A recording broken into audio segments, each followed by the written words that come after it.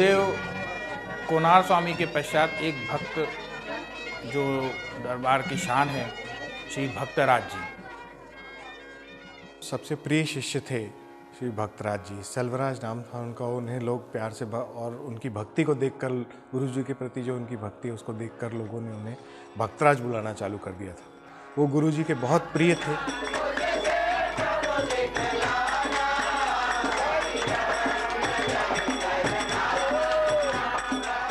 सेल्वराज पिल्ले जैसा गुरु भक्त और गुरु को मानने वाला और गुरु जी के बारे में बताने वाला दूसरा आदमी नहीं मिल सकता।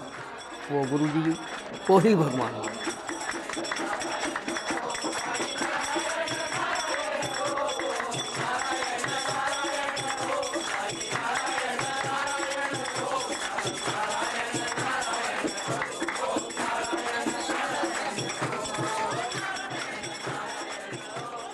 भक्तराज जी का तो बहुत ही था। अरे उनका तो गुरु जी का उनका तो ऐसा संबंध था कि जब भजन गाने बैठते तो फिर देखो दोनों में जवाब सवाल हो रहा। गुरु जी सुन रहे, ये जवाब सवाल कर रहे।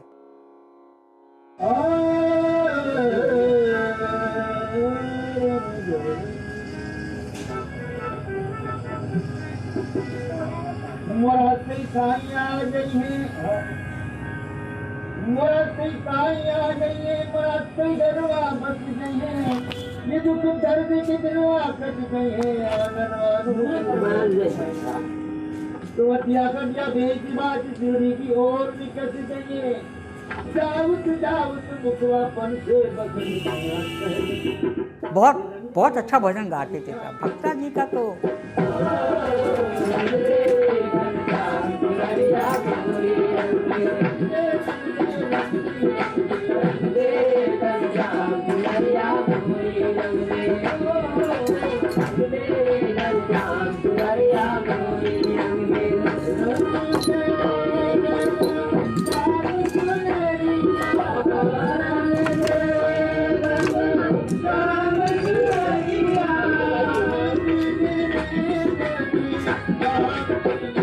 भगतराज जी, खासतौर भगतराज जी जबलपुर के फेमस गायक थे और भजन बाबा के साक्षात बाबा को दरबार में आज भी उनके नाम से दरबार में बाबा आ जाते थे।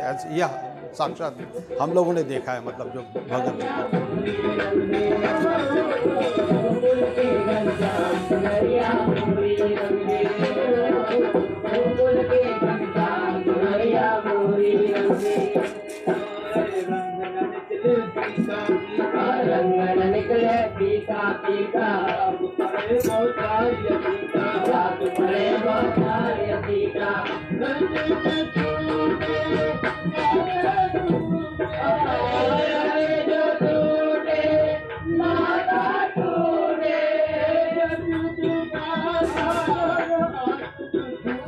भक्तराज जी इस दरबार के जो भजन के नाम से ही प्रख्यात थे। उनके भजनों को सुनकर गुरुदेव मस्त हो जाते थे, नाचने लगते थे।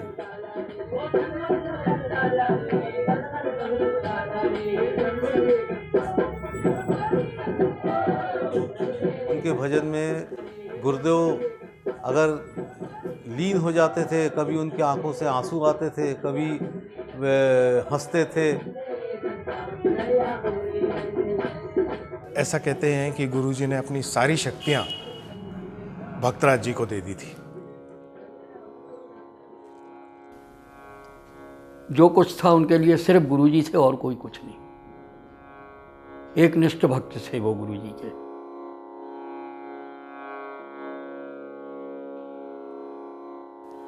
उनको भी गुरुदेव ने आशीर्वाद दिया, उनके पूरे परिवार को आशीर्वाद दिया है। दरबार में हर गुरुवार को दरबार आते थे और उसी क्रम में रामनवमी, तो रामनवमी की तैयारी वहाँ होती तो वहीं रामनवमी के समय रह जाते। और वो 3 दिन के बीच में ड्रामा होता था। ड्रामा में वो भगत जी का नाम जो आया है ना, वो ड्रामा में भगत बने थे। हाँ, साधु, तीन तीन लोग साधु थे, तीन में भगत जी सबसे गुरु थे। तीन लोग थे उसमें।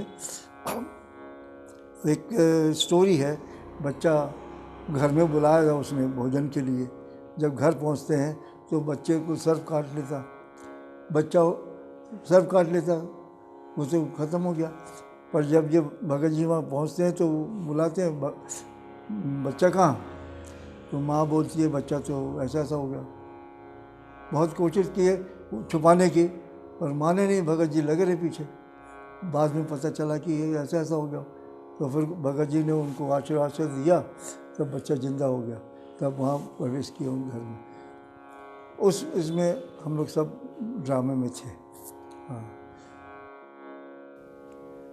भगत जी जो हैं, गुरु जी जब हयात में थे, कहीं भजन करने जाते थे, और अगर वहाँ उनका भजन से मन नहीं भरा कि वहाँ लोगों ने डिस्टर्ब कर दिया और भजन अच्छे से नहीं जमा, और आके अगर उनने गुरु जी को बताया तो कहो पेटी रख के बैठ जाएं, 12 बजे 1 बजे लौट के आने के बाद, और फिर गुरु जी को उतने टाइम वो भजन सुनाते थे।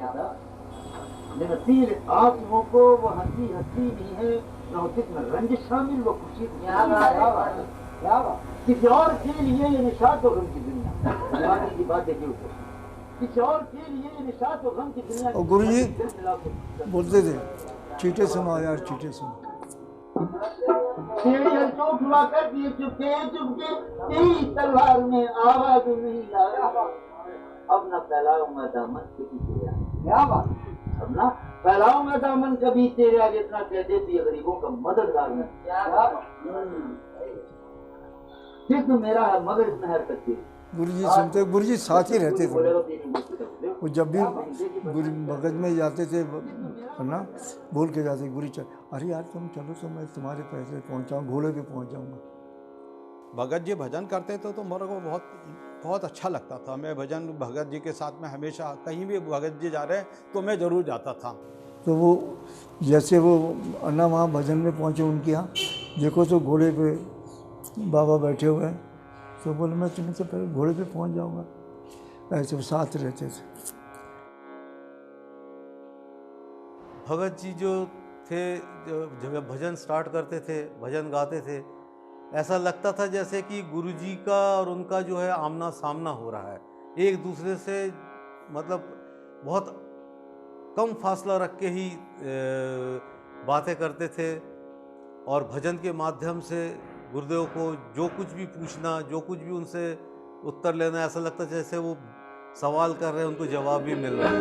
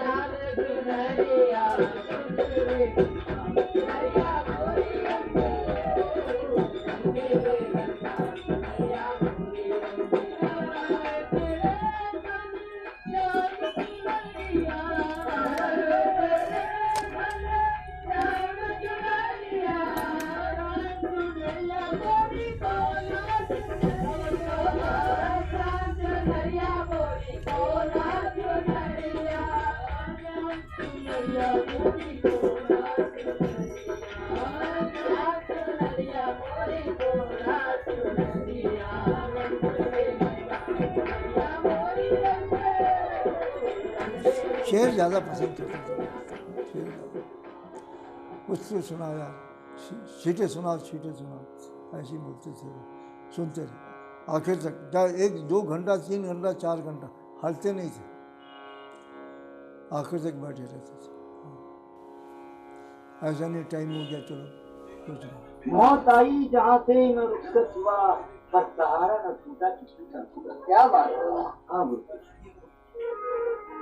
मौत आई जाके मैं रुखसत हुआ, पर सहारा न छूटा किसी का, मगर 2-2, 3-3 बज जाते रहे, कभी उन्होंने नहीं बोला बंद करके।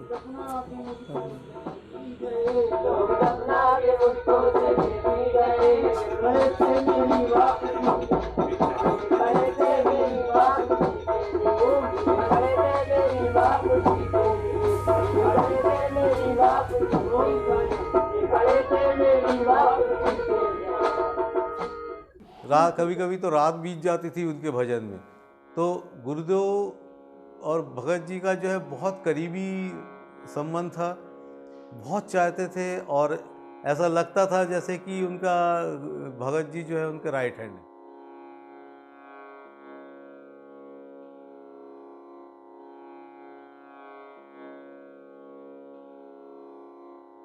भक्तों के घर में 12-12 बजे 2-2 बजे रात तक भजन चला है। और वहाँ से हम लोग साइकिलों से उस ज़माने में लौटते थे। भगत जी भी साइकिल से जाया करते थे। इंदर अन्ना थे, इंदर राज पिल्ले, वो भगत राज जी के बहनोई भी लगते थे, मामा भी लगते थे, और वो भी भजन में मंडली में थे। सूरदास बाबू अन्ना जो ढोलक बजाते थे, उनको अक्सर इंदर अन्ना ही अपनी साइकिल के डंडे में डबल बिठाल के और ले जाया करते थे। और भजन समाप्त होने के बाद उनको सदर उनके निवास छोड़ते थे, या फिर अपने घर में दरबार में लाके, दरबार आते थे तो दरबार में रहता था या उनके घर में रहता था। सुबह जल्दी वो उनको छोड़ के आते थे, ज़्यादा रात हो जाती थी तो। इनकी तस्वीर में कुछ ऐसी कशिश है पुस्तक, इनकी तस्वीर में कुछ ऐसी कशिश है पुस्तक जी में आता कि सीने से लगाए रखी। गुण बाबा ये तेरा करम है, गुण बाबा ये तेरा करम है।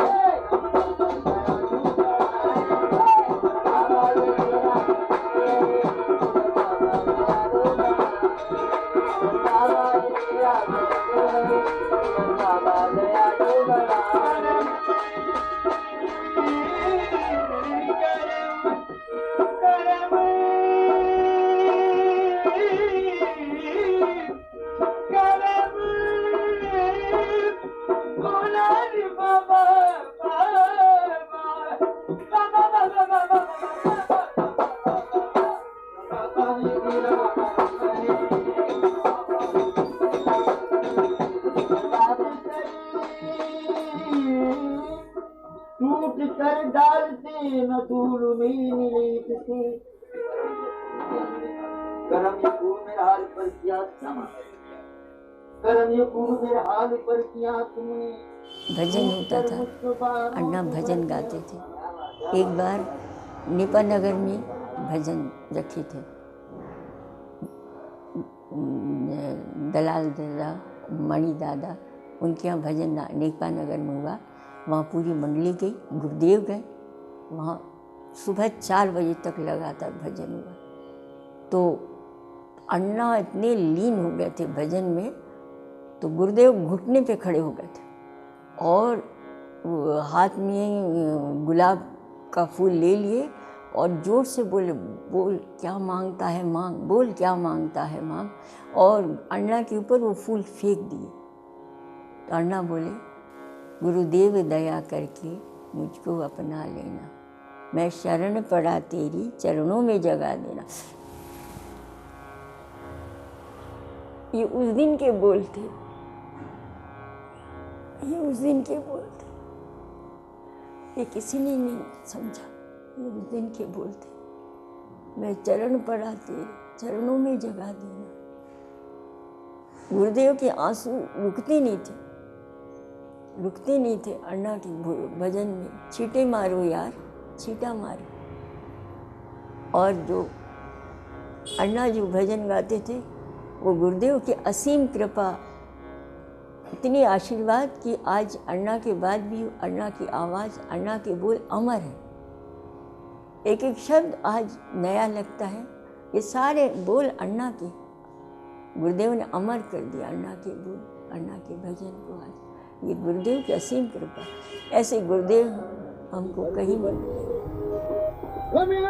तेरा शुक्रिया, उनकी बात बड़ी मेहरबानी थी, तेरा शुक्रिया, मैं कहाँ से गुजर गया तेरे दर से, वो तेरे दर से अभी जाए,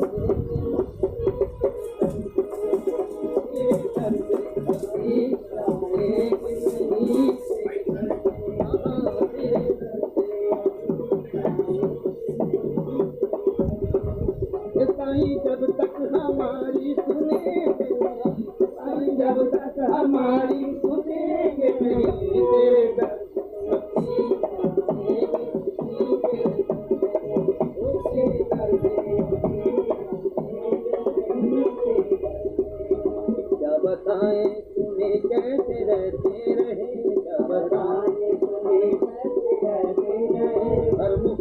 मुसीबत तो हंस हंस के कहते रहे, हर मुसीबत तो हंस हंस के कहते रहे। क्या करे कुछ समझ में भी आता नहीं, क्या करे कुछ समझ में भी आता नहीं, मेरी आंखों से आंसू ही बहते रहे, मेरी आंखों से आंसू ही बहते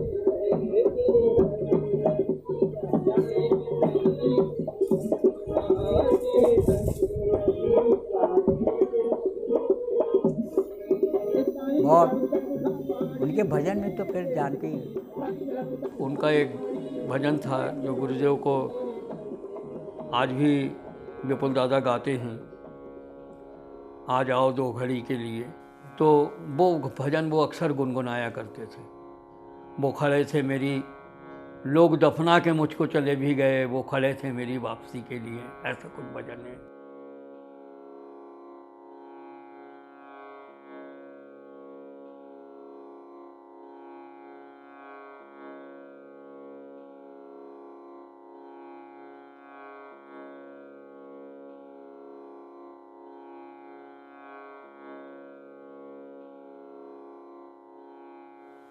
क्योंकि वो ड्यूटी व्यूटी जाते नहीं थे देवा, और हमें ड्यूटी करते रहे। उस वक्त हमें अकेले थे, भैया भी यहाँ थे, वो भोपाल में थे, पढ़ भी रहे थे, प्राइवेट जॉब भी कर रहे थे।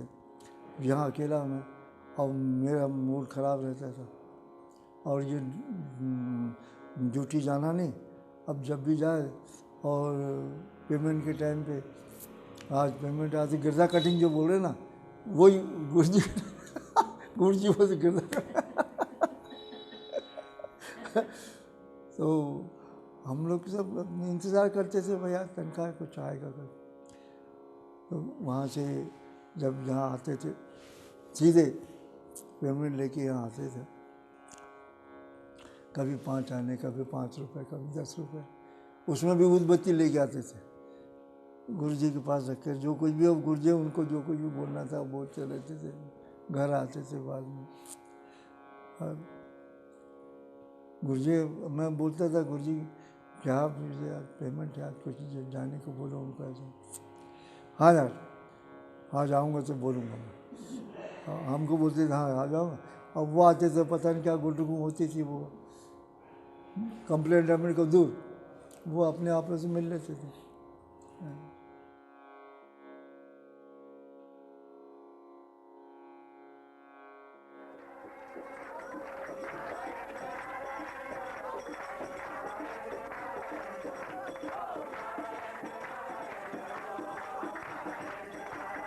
मुझे जब भक्तराज जी दरबार में थे, आरती करते थे और दरबार संभालते थे गुरुजी की समाधि के बाद, तब मैं स्कूल में था। उसके बाद फिर मैं कॉलेज में गया, तब मैं अक्सर दरबार आया करता था, और मुझे देखते ही वो बुला लेते थे।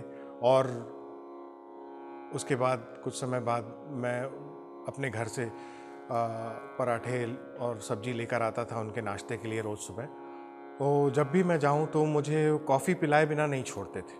कई बार मैंने उनसे कहा कि ऐसा चाचा मुझे अच्छा नहीं लगता है कि दरबार में बैठकर मैं कॉफ़ी पी रहा हूं। तो बोले ये दरबार जो है वो अपना घर है और गुरुजी जो हैं अपने पिता हैं। तो इस भावना से वो कॉफ़ी पिलाते थे मुझे और बुला के बैठा लेते थे और बोले बैठो, और फिर उसके बाद कुछ बाबा के बारे में बताना चालू कर देते थे। बहुत सी चीज़ें बताते थे और उनकी बातें सुनकर एकदम हम लोग मुग्ध हो जाते थे। लगता था कि उनकी बातें सुनते ही रहें।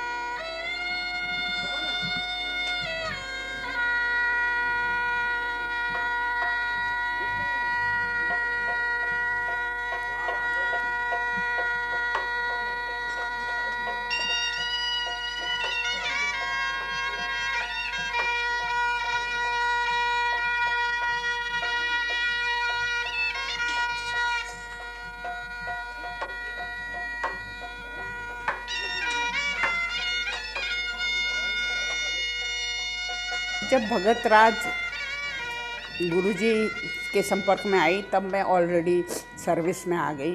तब उनने मुझे कुछ कॉइन दिए, मतलब 24 पैसा ये सब। वो कॉइन आज भी मेरा पास है। उनने बोला इसको आप प्रेयर करो।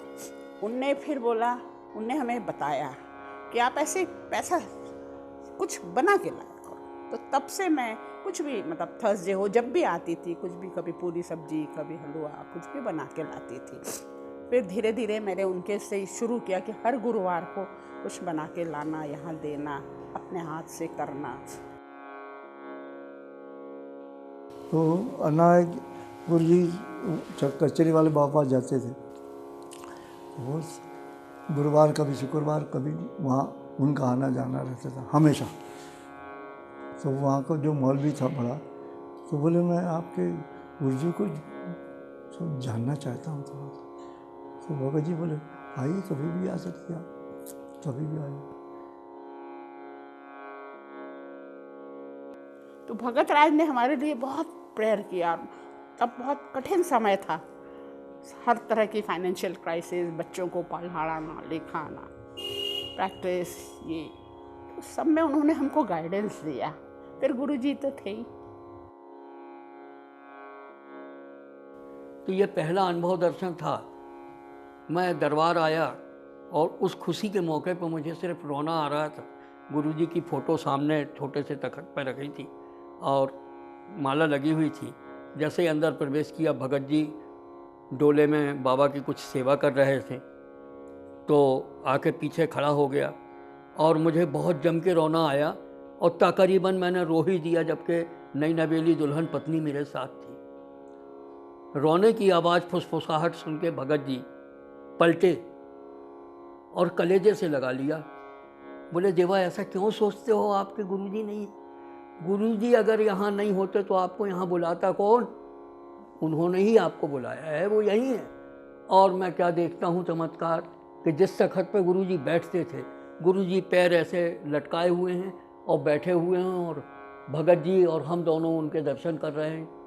और दर्शन करने के जैसे ही देखा मैंने गुरुजी को, तो मैं सीधा जो है दंडवत करके उनके चरणों में माथा रख के और झुक गया। झुक जाने के बाद जब मैं उठा हूँ तो मेरे को भगत जी ने उठाया। तब उधर देखा तो कुछ नहीं। वो दिन था।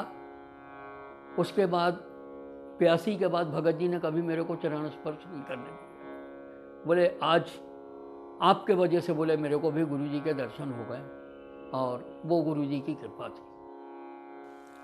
कई बार तो ऐसा भी हुआ है कि गुरुदेव सो गए और भगत जी रात को जब वो सो जाते तो उसके बाद उनका मूड हुआ दरबार आने का। रात को पता लगा, रात को 11 साढ़े 11 बजे 2 बजे करीब वो, क्योंकि वहाँ से काफ़ी टाइम लगता, 12-1-2 बज जाते थे मस्जिद में शुक्रवार को गुरुवार को।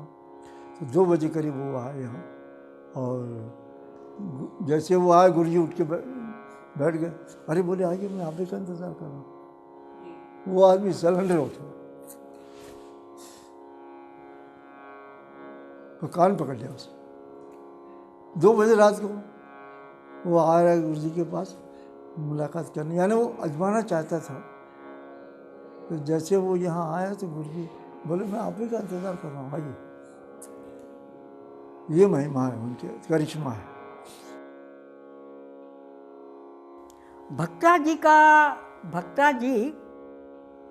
पहले वहाँ रहते थे सब, जीशेप के वहाँ क्वार्टर में। तो गुरुजी जाते थे उनसे मिलने के लिए। वो भक्तराज को बहुत चाहते थे। उस परिवार के लिए उनके मन में बहुत कृपा थी। गुरुजी ड्यूटी से, जब ड्यूटी पे जैसा लंच होता था, कुछ होता, तो ट्रेन जबलपुर स्टेशन जाती थी, तो उसी में बैठ के वहाँ उतर के फिर भक्ता जी से मिलने जाते थे गुरु। तो घर आना पड़ता था अपने यहाँ। जब आते थे तो फुल ड्रेस में, ड्यूटी ऑफ हुए और 4 आने की टिकट, उन दिनों 4 आने की टिकट थी हवाबाग टू जबलपुर। वो 4 आने की टिकट लेके आते थे हवाबाग से जबलपुर, और स्टेशन से जब घर इलाहाबाद बैंक के पास रहते थे, पैदल आते थे। हमने बोला गुरुजी आप तो फुल ड्रेस पे हुई और रेलवे वाले हो, आपको क्या टिकट की जरूरत? बोले नहीं, ड्यूटी ऑफ हो गए तो इसलिए टिकट लेके आ रहा हूँ। ज़रूरी है कि मैं रेलवे का नुकसान न करूं, और उस समय 4 आना टिकट का दाम था, लेकिन वो टिकट लेकर उनके यहाँ जाया करते थे। भक्तराज को वो चाहते थे। एक बार उनके मन में आया कि मैं भक्तराज को लेकर शिरडी जाऊं। और जब शिरडी पहुँचे तो उनके मन में एक भावना आई, मैं अब्दुल बाबा के साथ एक फ़ोटो ले लूं। लेकिन जैसे ही उनने भक्तराज से कहा कि तुम अब्दुल बाबा से बोलो कि एक फ़ोटो हम लोग के साथ ले लें। जब भक्तराज अब्दुल बाबा से बोले तो अब्दुल बाबा ने उसका नाम कब्बाल रख दिया। कब्बाल, मैं बाबा की आज्ञा के बिना कोई काम नहीं करता हूँ। लेकिन जब वो बाहर जाने लगे तो बाहर जाके दोनों तरफ से दो लोग पकड़ के जा रहे थे उनको। अब्दुल बाबा को नारायण स्वामी एक तरफ से पकड़े थे और दूसरी तरह से अब उनके दूसरे भक्त पकड़े हुए थे। और फिर भक्तराज से बोला कि तू एक फ़ोटो ले ले।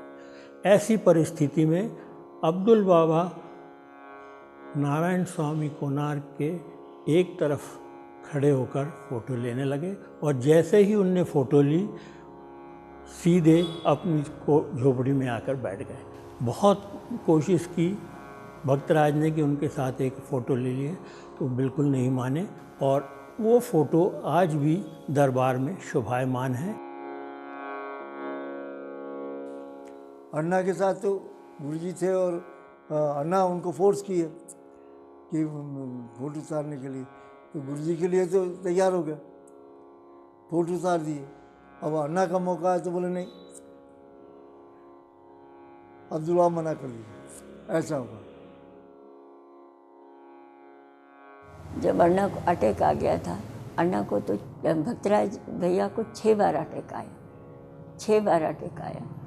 और डॉक्टर बोलते थे रेस्ट करो, तो यहाँ से फिर सब बोलते थे घर, तो घर में रेस्ट के लिए आते थे।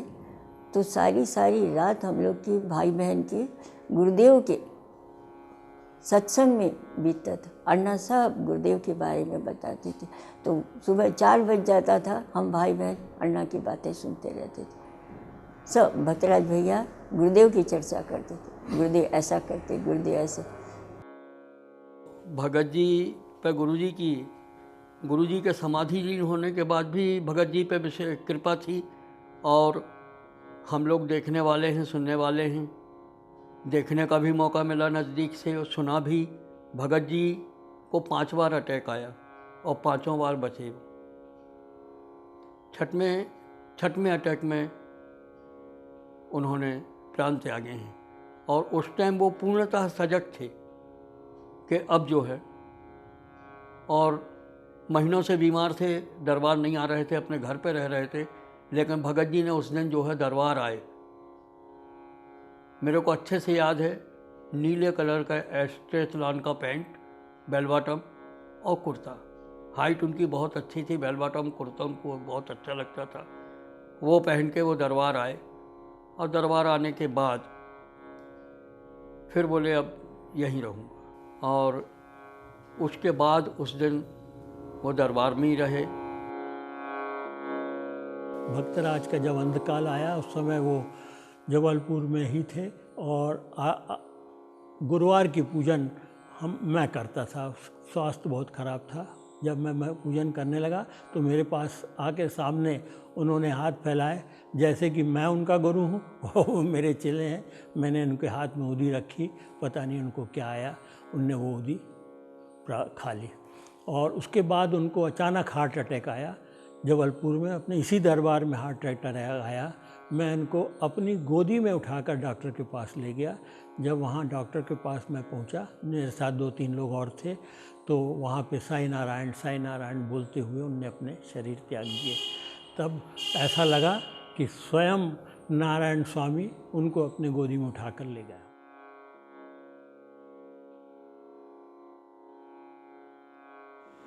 गुरुजी साथी थे और साथी रख लिया।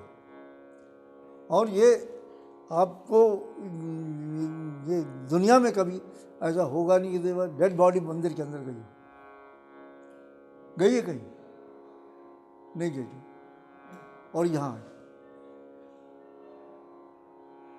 वो खड़े थे मेरी वापसी के लिए, वो जो शब्द था उन्होंने पूरा कर दिया।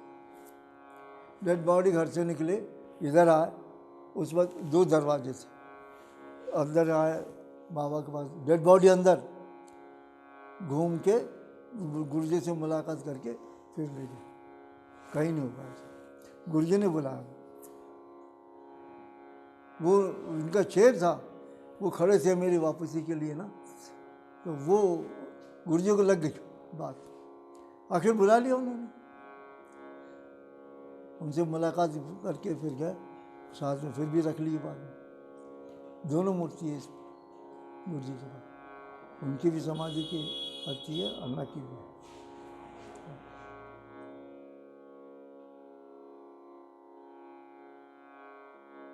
वो भजन वो अक्सर गुनगुनाया करते थे।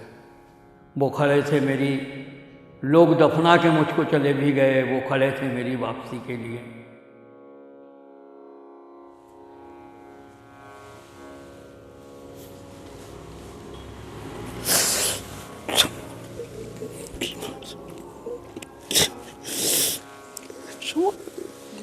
बस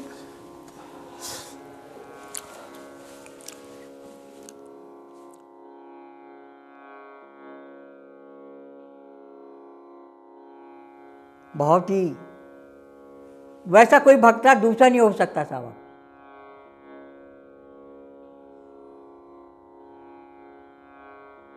बहुत